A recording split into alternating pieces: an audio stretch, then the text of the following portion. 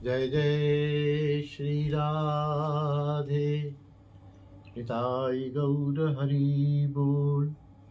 पूज्य पिताजी ब्रज विभूति श्री श्यामदास जी महाराज की जय। दादाजी श्री रघुनाथ दास जी हकीम की जय। उनके गुरुजन प्रभुपाद श्री देवकी नंदन गोस्वामी पाद की जय। समस्त वैष्णव वृंद की जय। सबके गुरुजन वृंद की जय।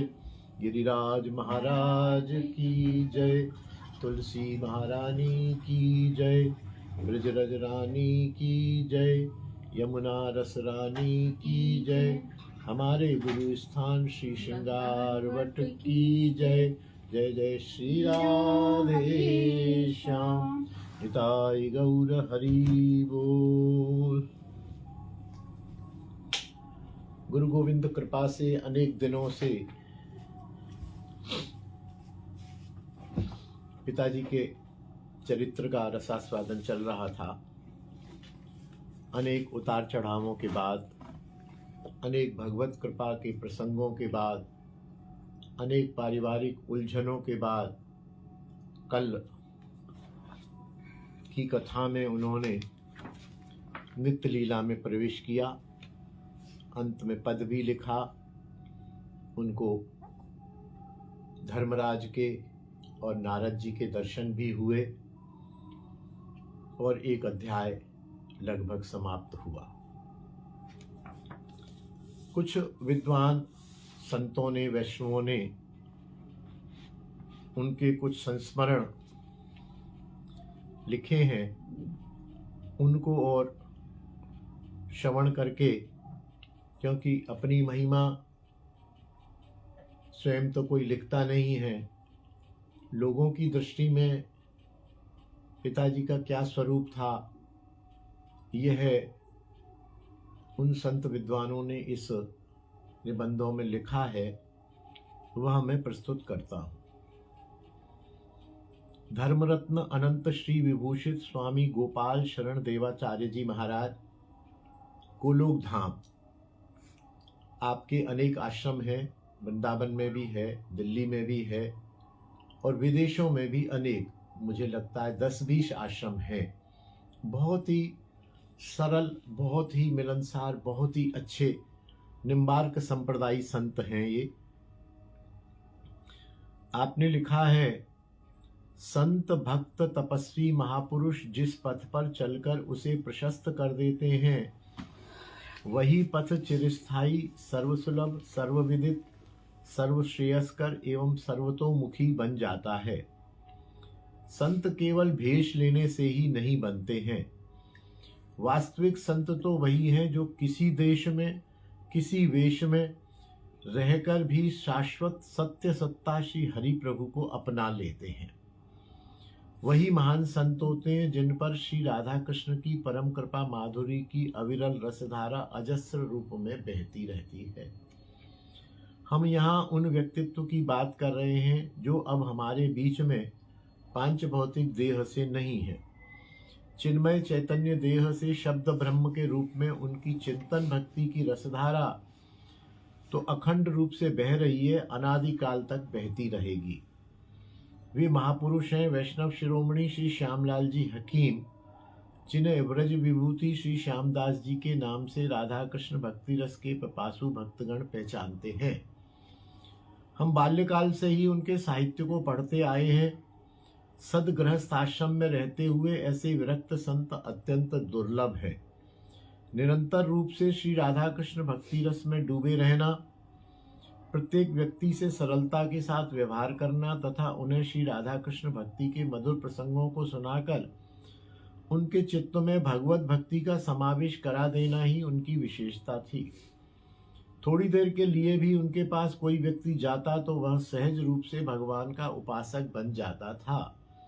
गृहस्थ आश्रम में रहकर भी उनकी मोह ममता तो केवल श्री राधा कृष्ण चरण में ही थी। उनके पास बैठने से ही एक पावन सात्विक सान्निध्य की अनुभूति होती थी। आज वह विभूति स्थूल रूप में विलीन होने पर भी उनकी साधना उपासना का आधारभूत बृहत साहित्य अनादिकाल तक मनुष्य मात्र को परम कृपालु श्री राधा कृष्ण की भक्ति का मार्ग दिखाता रहेगा। श्री हकीम जी की ही तपस्या का ज्वलंत उदाहरण है उनका एक आदर्श एवं सत्य पात्र सुयोग्य परिवार, जिनके पुत्र रत्न डॉक्टर गिरिराज एवं डॉक्टर भागवत कृष्ण नागिया एवं पत्रगण उनके निर्दिष्ट मार्ग को आगे बढ़ाएंगे एवं उनके सत्य साहित्य का प्रचार प्रसार कर सनातन धर्म को गौरवान्वित करते रहेंगे। वे प्रिया प्रीतम श्री वृंदावन बिहारी जी श्री राधा गोलोक बिहारी जी के लाडले हो गए। उनका प्रकाश सबको मिलता रहे, यही कामना इष्टदेव परमाराध्य प्रभु ठाकुर राधा गोलोक बिहारी जी महाराज के चरणों में हम करते हैं। कल्याणम करोतु श्री कृष्ण।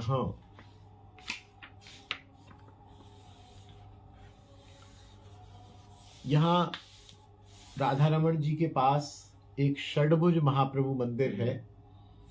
वहाँ पूज्य श्री चैतन्य गोस्वामी जी विराजते थे, अभी शरीर से नहीं है। आजकल उनके सुपुत्र आलोक गोस्वामी हैं जो उनके पथ को, उनकी शिक्षाओं को आगे बढ़ा रहे हैं। चैतन्य गोस्वामी जी ने लिखा है, जब भी श्रद्धेय श्यामदास जी से सानिध्य प्राप्त हुआ उन्होंने मुझे सदैव राधा रमणीय गोस्वामी जन जानकर नमन किया। मैंने सदैव यही वाक्य बोला, आपसे प्रेरणा मिलती है, आप गृहस्थ संत हैं।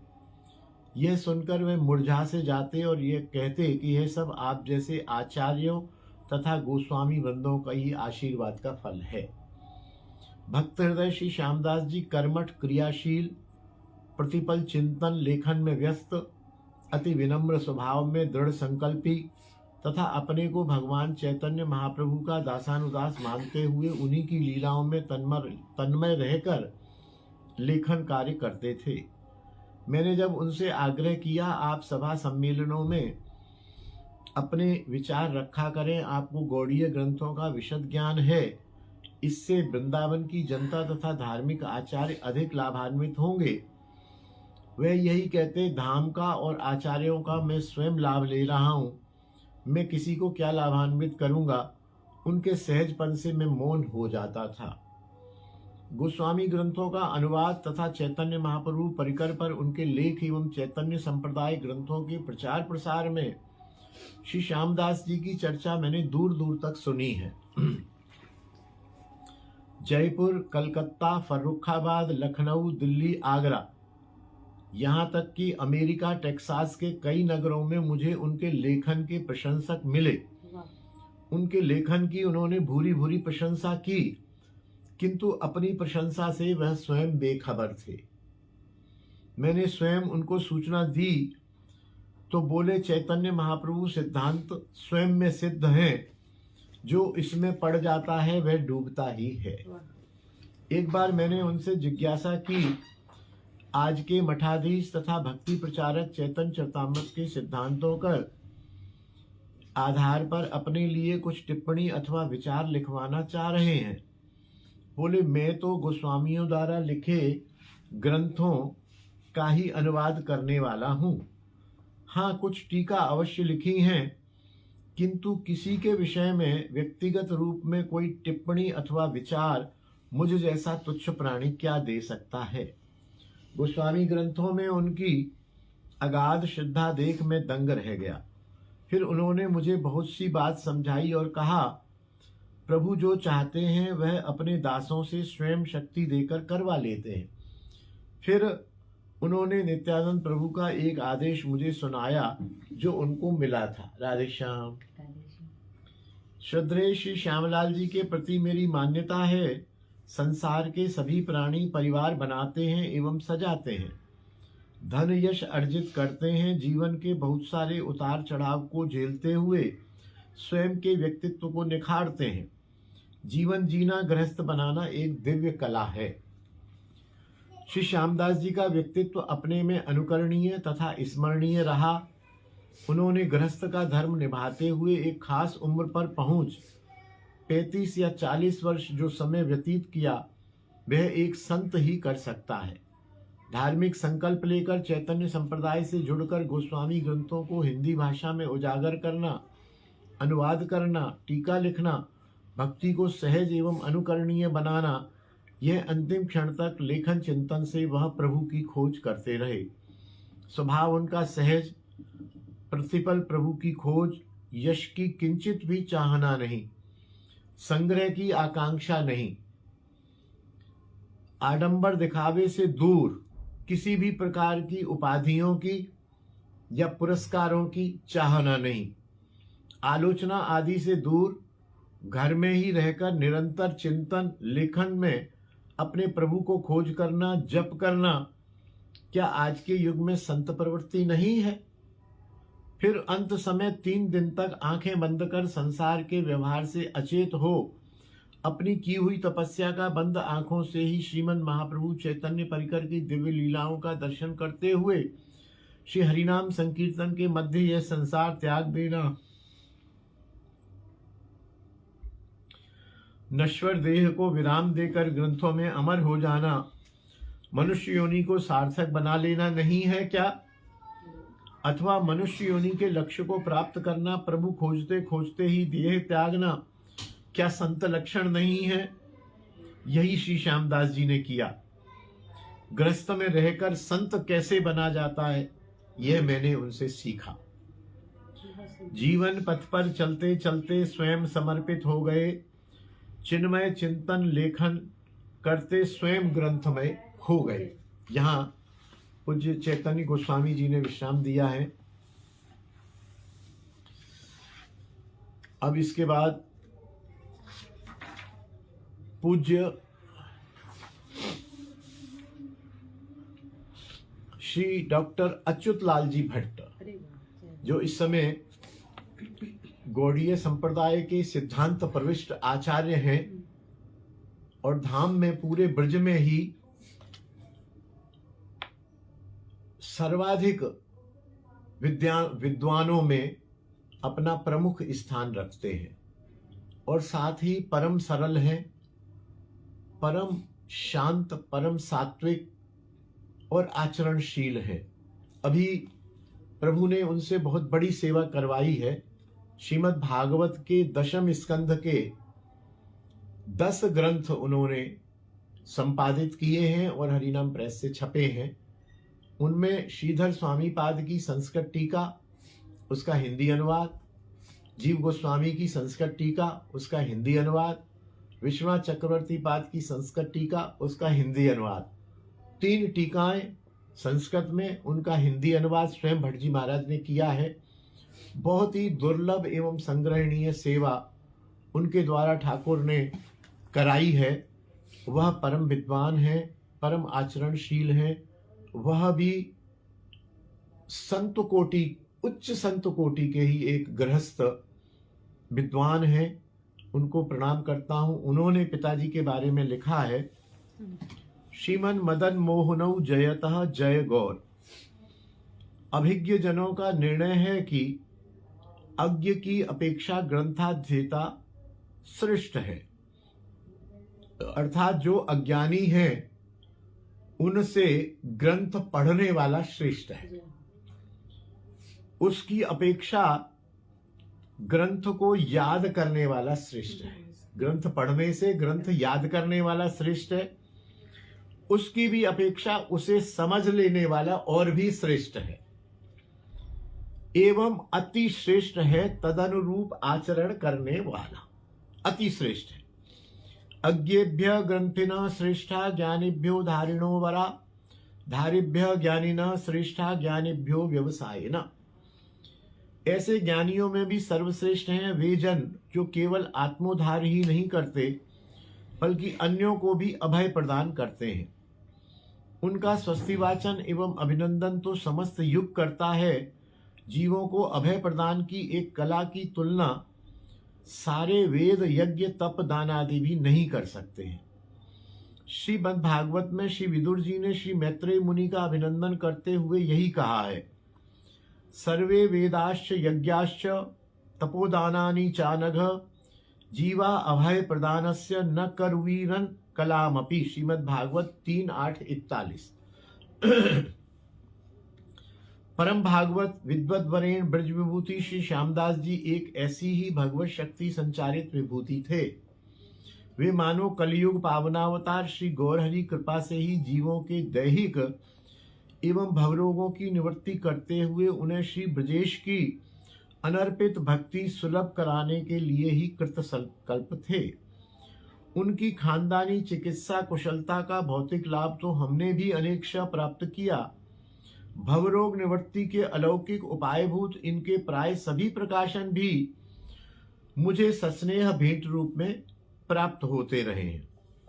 वे असाध्य रोग एवं दुसाध्य भवरोग दोनों के ही कुशल चिकित्सक थे।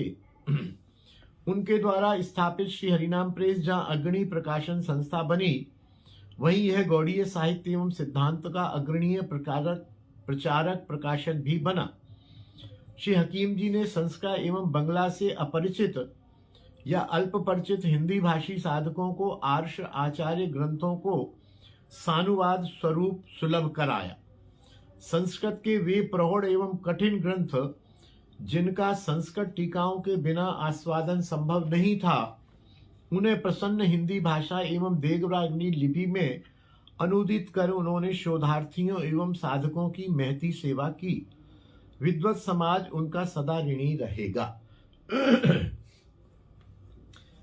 यद्यपि गौड़ीय वैष्णव साहित्य के सानुवाद देवनागरी लिपि में प्रकाशक का एक महनीय प्रयास पूर्व में श्री कृष्णदास बाबाजी महाराज कुसुम सरोवर वालों ने भी किया था। इस परंपरा को श्री चार संप्रदाय आश्रम, विभिन्न गौड़ीय मठों, श्री हरिदास जी शास्त्री, मेंत श्री अनंतदास जी राधाकुंड, हमारे पिताजी श्री नित्यानंद जी भट्ट आदि ने भी जारी रखा। तथापि इन प्रकाशनों की अपनी सीमाएं रहीं। इस परंपरा में श्री हरिनाम प्रेस के प्रकाशनों का अपना गौरवपूर्ण स्थान है। इन प्रकाशनों में बहुजन सुलभ्यता, संपादन कला की सुरुचि एवं सुष्ठुता, आधुनिक साधनों का उपयोग, पुनः पुनः संस्करणों द्वारा निरंतरता की रक्षा एवं सेवा दृष्टि प्राप्त होती है। श्यामदास जी के द्वारा जो संप्रदाय की सेवा की गई, उसमें संपादन कला के साथ अपेक्षित व्यावसायिक कुशलता, नेटवर्क, जनरुचि एवं सामर्थ्य की सजन एवं संपादन की परिपक्वता के दर्शन होते हैं। यही कारण है कि संपादन के क्षेत्र में श्यामदास जी को एक अग्रणी स्तंभ माना जाता है। व्यक्तिगत रूप में हमारे परिवार के साथ तो नांगिया परिवार का अति स्नेह संबंध रहा है। आचार्य चरण श्री रघुनाथ भट्ट गोस्वामी एवं श्री गदाधर भट्ट गोस्वामी जी की परंपरा के नाते उनका एवं उनके परिवार का आदर एवं स्नेह हमारे परिवार के प्रति सर्वदा रहा है।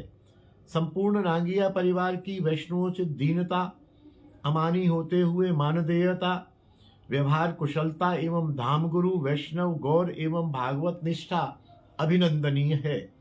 श्री श्यामदास जी स्वयं इतने बड़े विद्वान एवं व्याख्याता होते हुए भी दंभ एवं अभिमान से सर्वथा अछूते रहे। मैं तो जब भी उनसे मिलने गया, उन्हें अपने अध्ययन कक्ष में लेखन करते हुए ही पाया। विभिन्न धर्म सभाओं में उनके सरस विषयानुकूल प्रौढ़ वक्तव्यों ने श्रोताओं को मंत्रमुग्ध किया।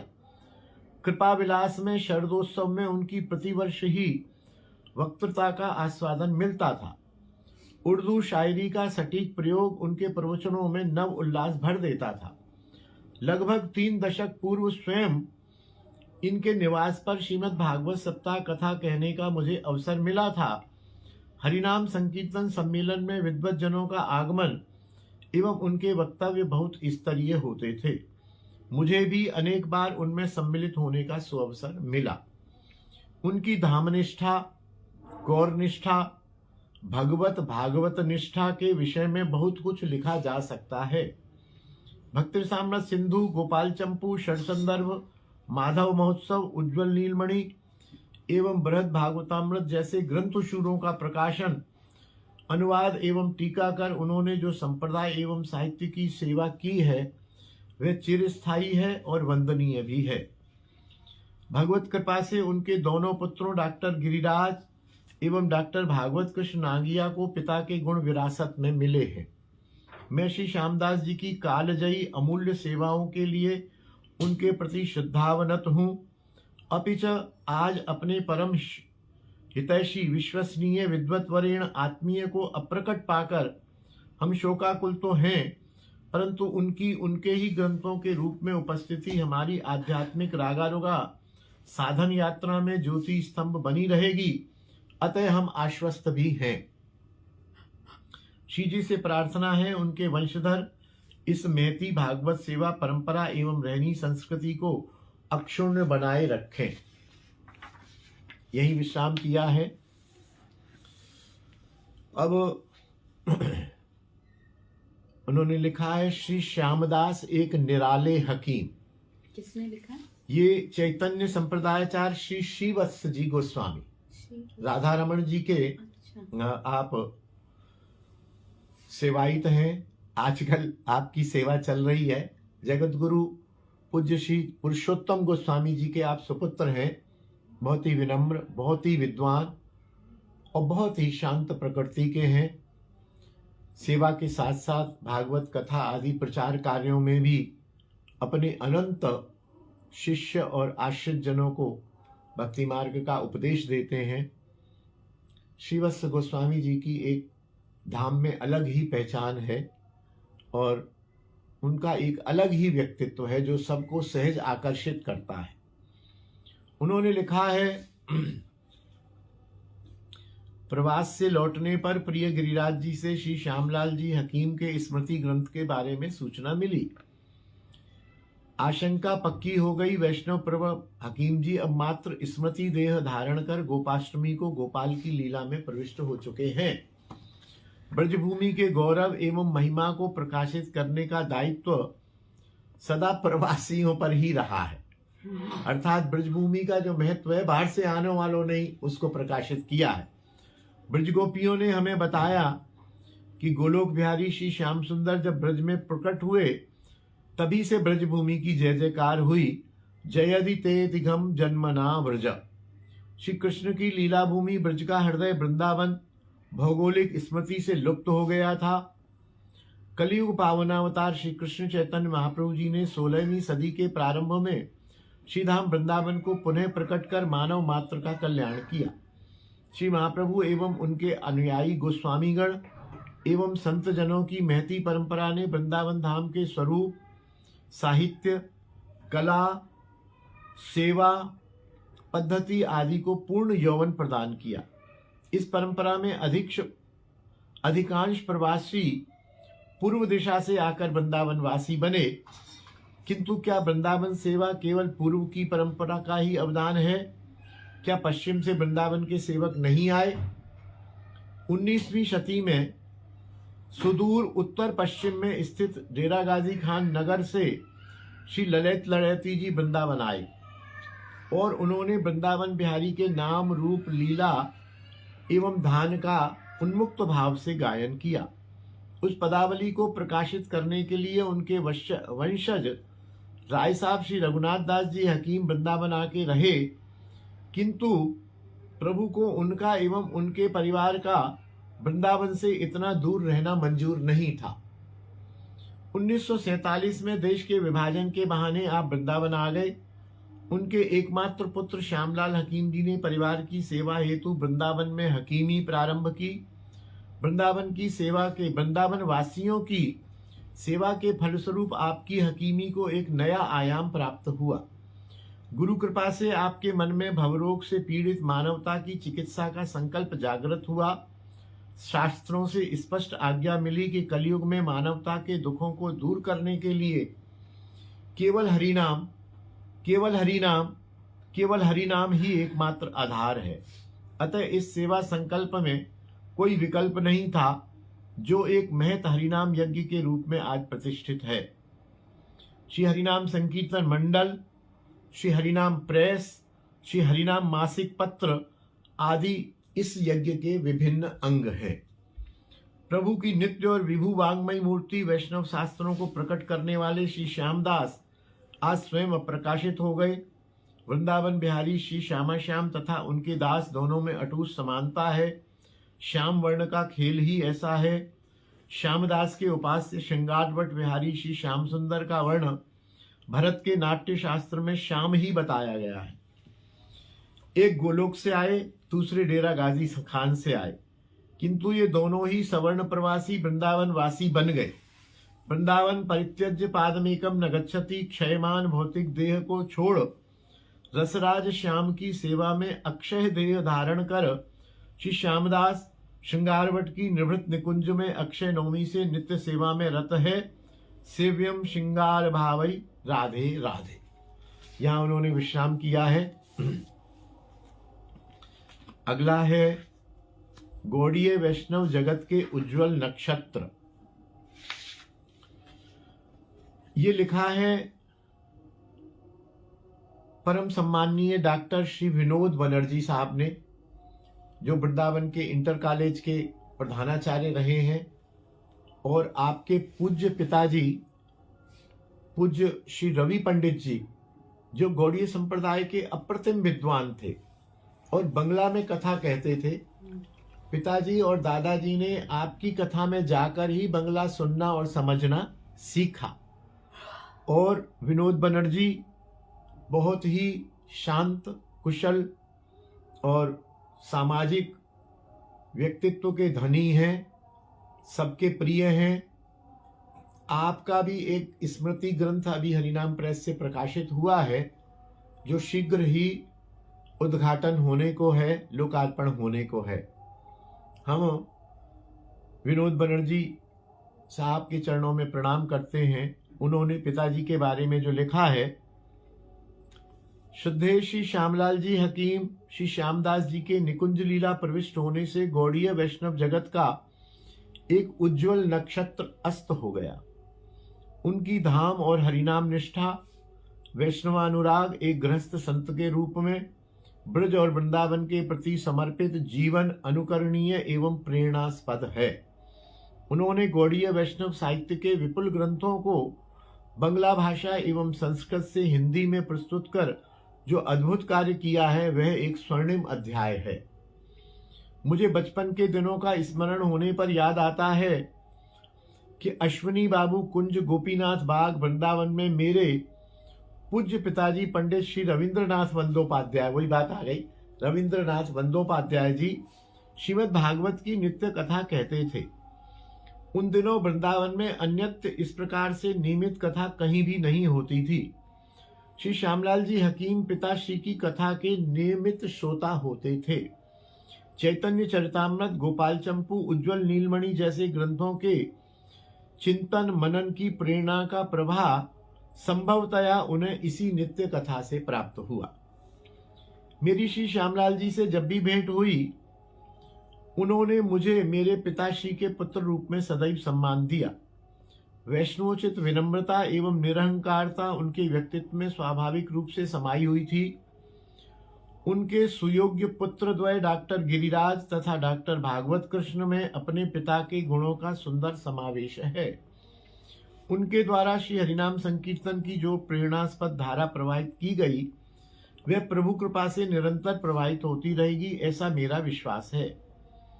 पूज्य श्री श्यामलाल जी हकीम ने जिस संकल्प और निष्ठा से श्री हरिनाम प्रेस की स्थापना की, वह निरंतर परिश्रम, कार्य की परिष्कृतता एवं वचनबद्धता के कारण मुद्रण के क्षेत्र में उच्च मानदंड एवं कीर्तिमान स्थापित किए हुए है। मुझे इस संबंध में एक प्रेरणास्पद एवं चिरस्मरणीय घटना की याद आती है। 1995-96 में राष्ट्रीय शैक्षिक महासंघ उत्तर प्रदेश की वार्षिक पत्रिका शैक्षिक चेतना का वंदे मातरम विशेषांक का मुद्रण श्री हरिनाम प्रेस वृंदावन में ही हुआ। वास्तव में यह हरिनाम प्रेस के लिए बड़ा ही सौभाग्य का विषय था कि पूरे उत्तर प्रदेश के संघ का मुद्रण का कार्य वृंदावन जैसे छोटे से नगर में 1995-96 में हुआ, और वह सेवा की संस्तुति करने वाले हमारे पूज्य विनोद बनर्जी ही थे। दिल्ली में जब शैक्षिक महासंघ के पदाधिकारियों के साथ मैंने उस विशेषांक को माननीय श्री अटल बिहारी जी वाजपेयी को सौंपा, तो उन्होंने विशेषांक के कुछ प्रश्न पलटने के बाद विशेषांक के मुद्रण की मुक्त कंठ से प्रशंसा करते हुए कहा कि वृंदावन में इतनी सुंदर छपाई, सचमुच सुंदर और आकर्षक छपाई के कारण वंदे मातरम विशेषांक संग्रहणीय बन गया। मुद्रण और प्रकाशन के क्षेत्र में अनुभवी माननीय अटल जी जैसी विख्यात विभूति के मुख से श्री हरिनाम प्रेस के मुद्रण और प्रकाशन के प्रति टिप्पणी निश्चय ही प्रेरणास्पद और स्मरणीय है। मैंने इस घटना की चर्चा दिल्ली से लौटकर श्रद्धेय श्री श्यामदास जी के सुयोग्य दोनों पुत्रों से की तो वह गदगद हो गए। यह सब पूज्य पिताश्री के आशीर्वाद तथा सदनिष्ठा का ही फल है, ऐसा उन दोनों ने कहा। श्री बंधु कुंज स्थापना के प्रथम एवं द्वितीय वर्ष होने वाली विद्वत संगोष्ठी में श्रद्धेय श्री श्यामलाल जी के अनुभव तथा वैष्णव निष्ठा से ओतप्रोत संबोधन मेरे मानस पटल पर आज भी अंकित हैं। श्रद्धेय श्री श्यामलाल हकीम जो अपनी धाम निष्ठा और गौड़ीय वैष्णव ग्रंथों के प्रति अगाध निष्ठा से श्री श्यामदास हो गए, अपनी चिरस्मरणीय ग्रंथ सेवा से अमर हैं। वे कहीं गए नहीं हैं। उनके द्वारा संपादित सैकड़ों गौड़ीय वैष्णव ग्रंथ उनकी गौरव गाथा सदैव गाते रहेंगे, यहां आपने विश्वास किया है। पुनीत संस्मरण। परम सुहृद श्री कुंजवल्लभ गोस्वामी व्याकुल। कुंजवल्लभ जी गोस्वामी पूज्य श्री नृसिंह वल्लभ जी के सुपुत्र हैं और श्री नृसिंह वल्लभ जी जब मंडल को रजिस्टर्ड कराया गया सोसाइटी एक्ट में तो उसके अध्यक्ष थे। प्रथम दिन से अंतिम दिन तक रजिस्टर्ड सोसाइटी के अध्यक्ष नरसिंह वल्लभ जी रहे और आप सदैव नगर पालिका के वाइस चेयरमैन भी रहे। बहुत ही शांत, परम विद्वान उस समय गौड़ीय संप्रदाय के परम विद्वानों में से एक थे श्री नृसिंह वल्लभ गोस्वामी। जैसा उपदेश वैसा आचरण। कुंजवल्लभ जी भी हजारीमल सोमानी कॉलेज में प्राध्यापक रहे संस्कृत के और भक्त हृदय, बहुत शांत, बहुत ही गंभीर एवं शांत व्यक्तित्व के धनी है। उन्होंने लिखा है, जी हाँ, जिनके पुनीत संस्मरण जीवन को सचमुच जीवन तथा प्राणवंत बनाकर सत्य अनुसंधान के सन्मार्ग पर सभी को सदा प्रेरित करते रहते हैं और अंततः जीवन के परम लक्ष्य तक पहुंचा देते हैं, उन सतत संस्मरणीय विभूतियों की श्रेणी में एक अनुपम नाम श्री श्याम है, जो सतत सादर मानस से स्मरणीय तथा हृदय से ग्रहणीय है। ऐसे अनुपम नाम से विभूषित जीवन मुक्त सरल सुंदर सदैव संत मननशील संसार के वशीभूत नहीं होते हैं। आपात दृष्टि से प्राप्त जीवन का अंत होते दिखाई देने पर भी वस्तुतः वह अमर होते हैं। नास्ति येषाम यशकाये जरा मरणजम भयम, यह उक्ति उनके विषय में सदा चरितार्थ होती है।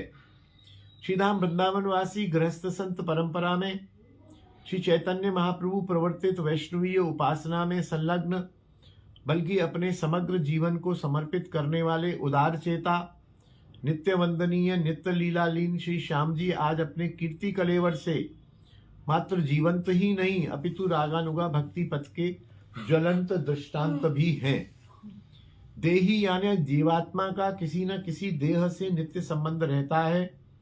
भक्ति पथानुसरणकारी देही यानी जीवात्मा कभी विदेह यानी देह मुक्त नहीं रहता है। विदेह मुक्ति या स्वलोक मुक्ति के लिए भक्तों की आकांक्षा नहीं होती। पंचभौतिक देह का लय हो जाने पर भी भक्ति हृदय भागवत जन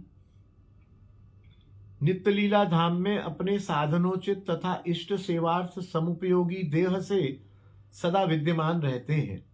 आज हमारे संसर्मणीय संत आज हमारे बीच में नहीं है, नहीं रहे, अस्त हो गए, अभाव हो गया, इस प्रकार कुछ कहना कदापि संगत या उचित नहीं होगा।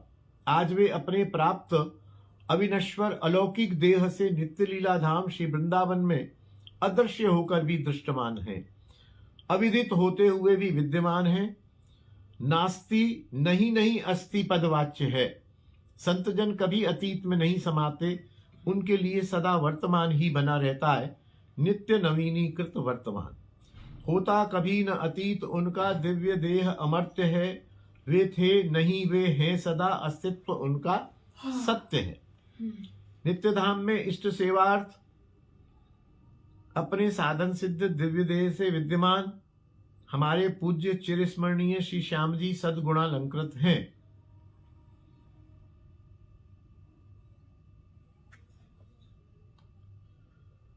उनके द्वारा कितने ही संस्कृत भक्ति ग्रंथों के सरल सुगम सुबोध सुंदर हिंदी भाषा में अनुवाद सहित व्याख्या सम्मिलित नवीन ग्रंथ रत्नों का प्रणयन हुआ, जो उनके अद्भुत कृतित्व का उद्घोष है।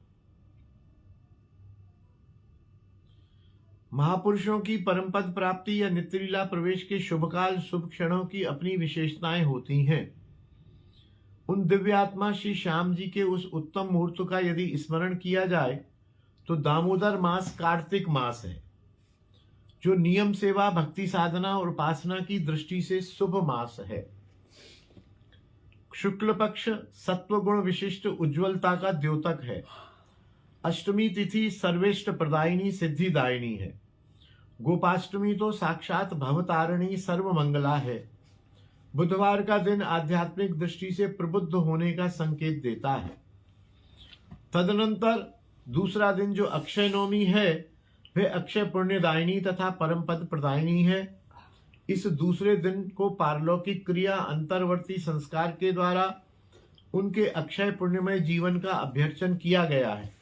श्री वृंदावन धाम की पवित्र व चिन्मय रज के संस्पर्श से उनका पंचभौतिक शरीर भी पूर्ण पवित्र तथा चिन्मय बन गया। श्री श्याम सुंदर की सुंदर मधुर सुदिव्य लीला संदर्शन हेतु नित्य लीला में प्रविष्ट होने की स्थिति का स्मरण करते हुए उनके पुनीत संस्मरण को उन्हीं को समर्पित करते हैं। यहाँ विश्राम किया है। एक और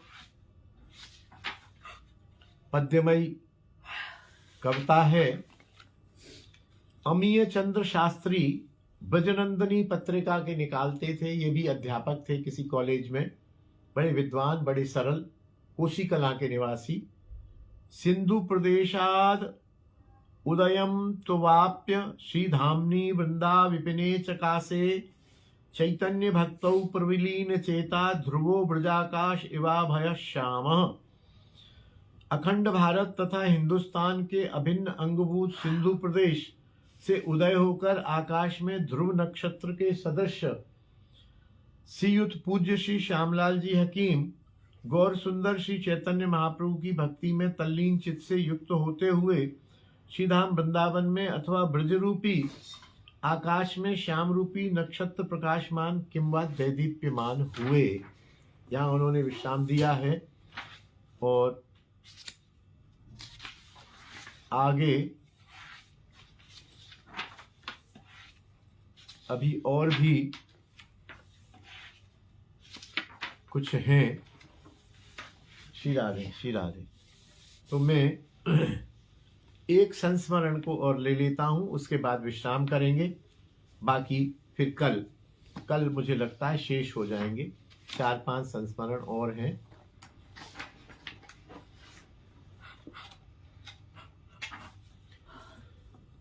भक्त प्रवर श्री गोपाल दास जी जौहरी साहब भोपाल में रहे हैं और बहुत ऊंची पोस्ट पर रहे हैं। ये जितनी ऊंची पोस्ट पर थे उतने ही विनम्र, उतने ही सज्जन, उतने ही भक्त हृदय थे। मैंने अनेक बार आपसे संपर्क सत्संग किया है। आज उनका शरीर नहीं है। संभवतः मुख्यमंत्री के यह निजी सचिव या मंत्री या कुछ बहुत ही करीबी पोस्ट पर थे। भोपाल में रहे हैं आप। आपने लिखा है, परम भक्त एवं संत श्री हकीम जी के गोलोक गमन का समाचार जानकर हृदय को बड़ा आघात लगा। हम सब यह हृदय विदारक दुखद समाचार पढ़कर स्तब्ध रह गए। मैंने कभी सोचा भी नहीं था कि मैं अब उनके दर्शन नहीं कर पाऊंगा। 1 वर्ष से मन में इच्छा थी कि जब भी वृंदावन जाऊंगा उनके दर्शन अवश्य करूंगा, किंतु मेरा भाग्य ही खोटा था। अब तो बार बार उनका वह सौम्य चेहरा, परम स्नेही व्यवहार, उनकी वह ओजस्वी भक्तिभाव से परिपूर्ण वाणी ही याद आती है। सुबह उठता हूँ तो उनकी याद ताजा हो जाती है। उनके प्रथम दर्शन के समय ही उन्होंने मुझे यह एहसास नहीं होने दिया था कि मैं उनसे पहली बार मिल रहा हूँ। ऐसा लगा जैसे कितने वर्षों से उनको मैं जानता हूँ। उनका वह स्नेही, प्रेम से भरा आग्रह बार बार मन में उनकी याद ताजा कर देता है। जब भी मैं आपके निवास स्थान पर जाकर इनसे मिला, उन्होंने बिना जलपान या भोजन किए मुझे वहां से नहीं आने दिया। उनका वह प्रेमपूर्ण आग्रह मैं तो नहीं टाल पाता था। वैसे तो मेरा उनके प्रति गुरु भाव ही था, किंतु उनके स्नेह से भरे पत्र मुझे प्राप्त होते थे। उनमें नम्रता का भाव ही रहता था। मुझसे लगभग उम्र में वे 18 वर्ष बड़े थे, किंतु पत्रों में मुझे वे प्रणाम एवं आपकी कृपा से ही संबोधन करते थे, जिससे मुझे बड़ा ही संकोच होता था। साथ ही यह शिक्षा भी मिलती थी कि मनुष्य चाहे उम्र में कितना ही बड़ा हो, किंतु अपने को सबसे छोटा ही माने। तृणादपि सुनीचेन। वे स्वयं तृणादपि सुनीचेन के ज्वलंत साक्षात मूर्ति थे। गौरांग महाप्रभु की शिक्षा का उन्होंने सदा अनुसरण किया। वे तो परम गौरांग भक्त थे। हमारे परिवार के सदस्यगण उनमें बड़ी श्रद्धा रखते थे। मेरे बड़े भ्राता के दिवंगत होने पर उन्होंने मेरी भाभी जी को पत्र लिखा था। उससे भाभी जी को बड़ा संबल मिला था। मेरी भाभी जी श्रीमती शैली जौहरी भी हार्दिक संवेदना प्रकट करती हैं एवं इस पत्र के साथ उनका पत्र भी भेज रहा हूं। परम श्रद्धेय श्री हकीम जी से मैंने एक बार अपने मन की इच्छा व्यक्त की थी कि मैं रिटायर हो चुका हूं और वृंदावन में स्थायी रूप से निवास करना चाहता हूं। तब उन्होंने मुझसे बड़ी ही सरल वाणी में कहा था कि अभी तो आपको वृंदावन के लोग अच्छे लगते हैं, किंतु जब आप यहाँ रहने लगेंगे तब आपको इनमें दोष दिखने लगेंगे। वृंदावन में ब्रजवासियों में दोष देखना अपराध है। आप शरीर से तो भोपाल में रहिए, मन सदा वृंदावन में रखिए, ऐसा उन्होंने उनसे कहा। उनकी इस प्रेरणादायक शिक्षा को मैंने हृदय से ग्रहण कर मन से श्री वृंदावन में निवास करने का विचार बना लिया। इतनी प्रार्थना श्री प्रिया जी से करता हूं कि कभी कभी चाहे 1-2 दिन को सही वृंदावन दर्शन व वहां रहने वाले संतों के दर्शन होते रहें। जैसा कि आपने श्री हरिनाम पत्रिका में श्री हकीम जी के अंतिम दिनों के वर्णन का लिखा है, उनका अंतर्मन प्रभु के चरणों में लगा रहा, तब यह पूर्ण विश्वास है कि उन्हें श्री निकुंज प्राप्ति अवश्य हुई है। फिर भी मैं राधा रानी से प्रार्थना करता हूं कि उन्हें गोलोक धाम में सदा अपनी सेवा में रखें, क्योंकि उनके जैसे सच्चे भक्त की सदा यही कामना रहती है। मेरी राधा रानी से यही प्रार्थना है कि वे आपको इस महान विछोह को सहन करने की एवं हरिनाम संकीर्तन मंडल के महान कार्यों को सतत निरंतर रखने की शक्ति प्रदान करें। आज यही विश्राम करते हैं, क्योंकि लगभग समय भी हो गया है और आगे हैं, एक दिन में ये सब शेष हो जाएंगे और परसों से फिर देखते हैं कि वैष्णवों का, श्रोताओं का क्या रुझान है, इसको चालू रखना है या बंद करना है। यदि आप लोग कहेंगे तो इस क्रम को चालू रखेंगे, अन्यथा कुछ विश्राम दे देंगे। ग्रंथों में निताई परिकर की बात भी आ रही है, एक द्वादश गोपाल की बात आ रही है और सप्त देवालय की बात आ रही है। मेरा मन था कि सप्त देवालय का भी परिचय सभी को दिया जाए। वृंदावन में 7 प्राचीनतम देवालय हैं, उनका परिचय दिया जाए। मेरे अनुमान से एक दिन में एक देवालय हो जाएगा। तो देखिए क्या राधा रानी, क्या गुरुदेव की प्रेरणा होती है, उसी हिसाब से चलेंगे।